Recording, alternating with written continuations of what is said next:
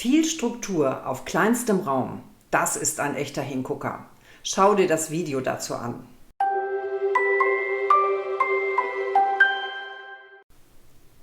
Für die Leinwand von 30 x 30 cm habe ich mir jetzt zweimal Jute und ein Stück Wellpappe ausgesucht.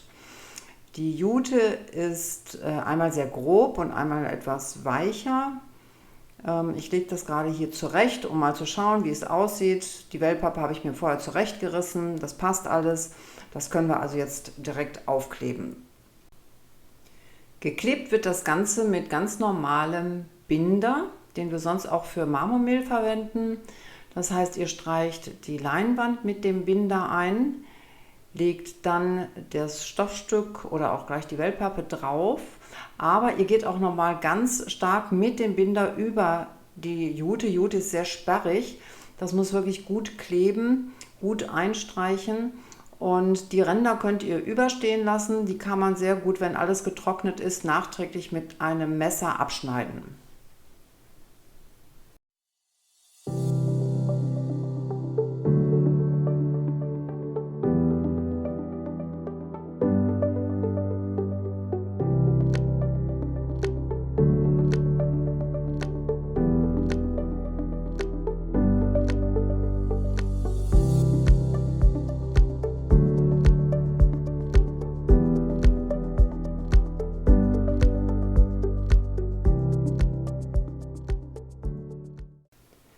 Wenn ich alle Collageteile aufgeklebt habe, gehe ich noch einmal über die gesamte Leinwand mit dem Binder, sodass ich dann eine gleichmäßige Struktur im Untergrund habe und das ist dann perfekt vorbereitet für den Farbauftrag. Diese Schicht braucht 2 Tage zum Trocknen, aber dann ist sie perfekt vorbereitet und wir können die Ränder gut abschneiden. Ich nehme ein Cuttermesser, schiebe die Klinge etwas weiter raus und habe dann wie eine kleine Säge, mit der ich diesen sehr festen Rand, der ist inzwischen sehr steif, auch durch den Binder, mit dem ich das sehr gut absägen kann. Passt auf, dass ihr nicht in die Leinwand schneidet. Dann muss das Marmormehl angerührt werden. Ich habe hier 60 Gramm Marmormehl und da kommen 30 Gramm Binder hinzu. Weil es so eine kleine Menge ist, reicht tatsächlich die Hälfte der Menge an Binder. Das gibt eine entsprechend gute Masse. Das Verrühren ist im Anfang ein bisschen sperrig. Das fühlt sich auch so an, als würde das Verhältnis nicht stimmen. Aber wenn ihr entsprechend umrührt, wird es irgendwann griffig und dann passt es auch.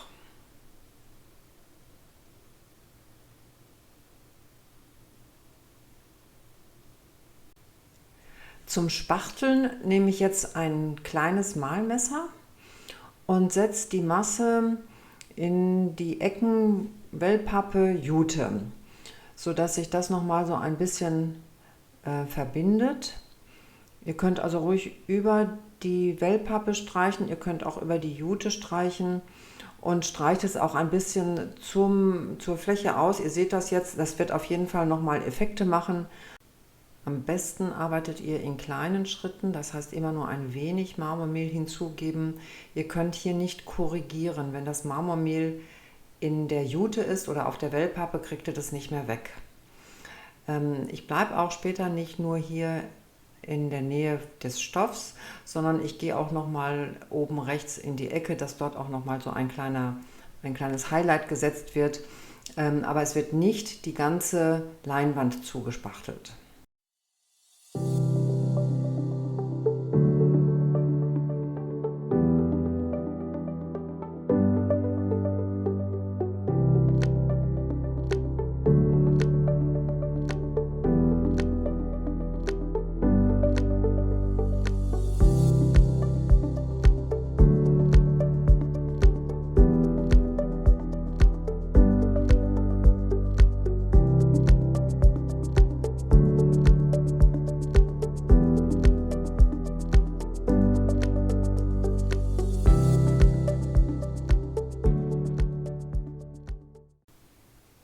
Und wie immer mein Rat, lasst es gut durchtrocknen. Ich habe hier 2 Tage das Werkstück liegen lassen und es haben sich wunderbare Risse gebildet.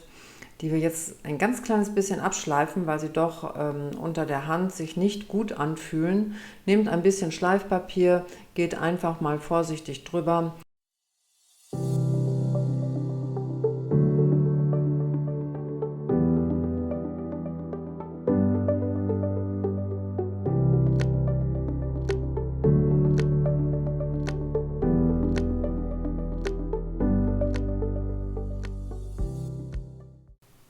Und dann könnt ihr mit der ersten Farbschicht starten. Wir brauchen wie immer viel Weiß, ein helles Gelb, ein dunkles Gelb, ein Orange und ein kräftiges Rot. Und die Farbschicht sollte tatsächlich zunächst mit Weiß starten. Wir bleiben zunächst im ganz hellen Bereich und mit Weiß als Grundlage sorgt ihr dafür, dass ihr nicht sofort in dunklere Farben kommt oder in sehr viel Gelb oder Rot, sondern dann noch offen seid für alle Farbnuancen. Der obere Bereich soll etwas heller bleiben, das heißt, ich starte jetzt nach der weißen Schicht mit etwas Gelb. Ihr seht, es färbt trotzdem schon ordentlich gelb ein und dann kann ich mich ganz langsam vortasten und die anderen Farben hinzunehmen, bis es so eine Tönung hat, die einfach eine schöne Grundierung ist.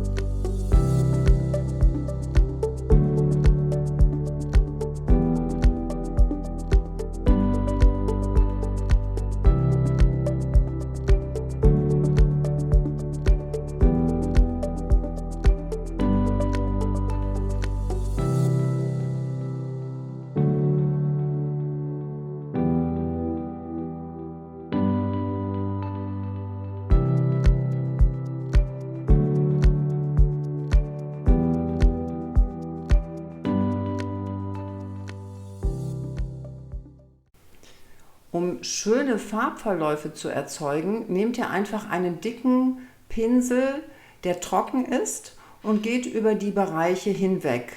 So verwischt ihr Pinselstriche und es wird eine sehr einheitliche Fläche, die sich sehr, sehr gut ineinander fügt.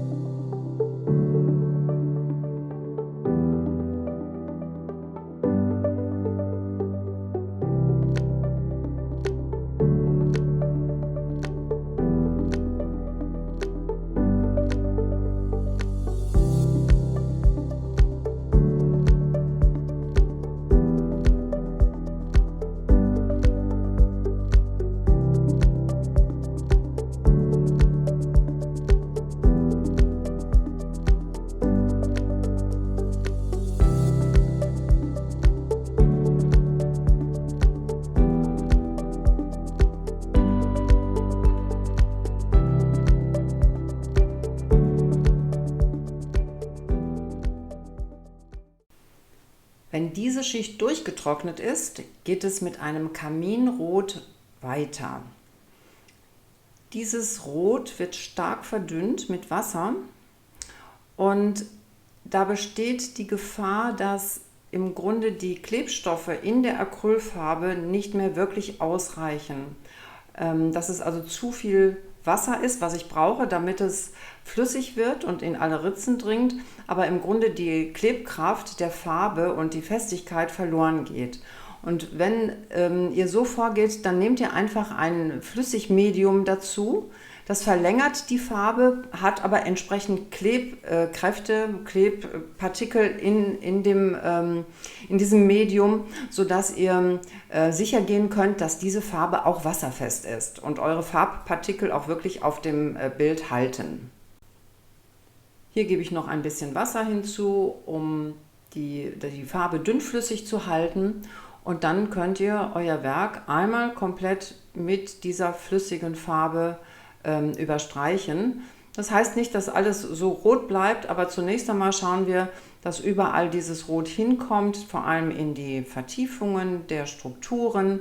Und dann wird im nächsten Schritt, kann man wieder etwas wegnehmen mit einem Küchenkrepp. Man kann wieder etwas Farbe hinaufgeben. Man kann noch mit der Sprühflasche die Farbe ein bisschen vertreiben, verdünnen. Und so beginnt ein Spiel: Farbe aufbringen, Farbe wegnehmen.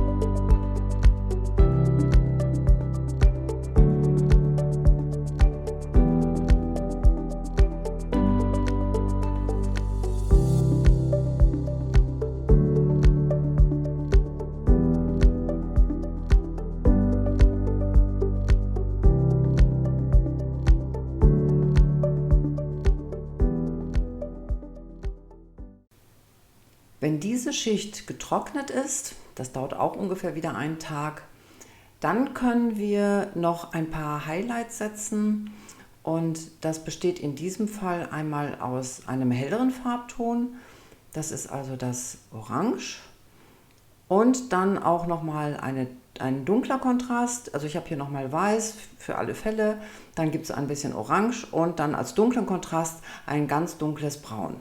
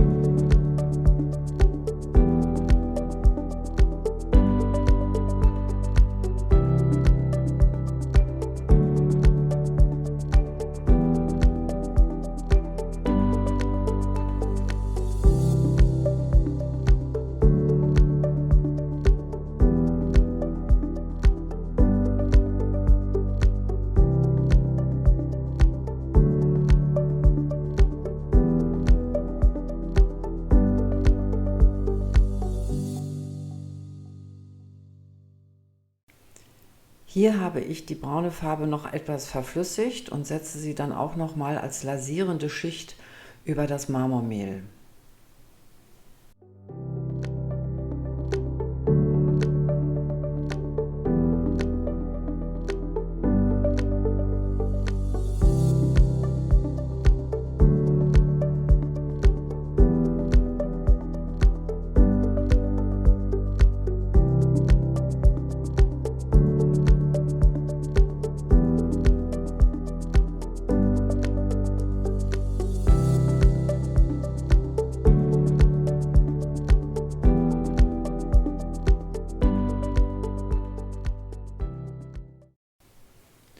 Und nach einem letzten Mal trocknen kann das Werk lackiert werden.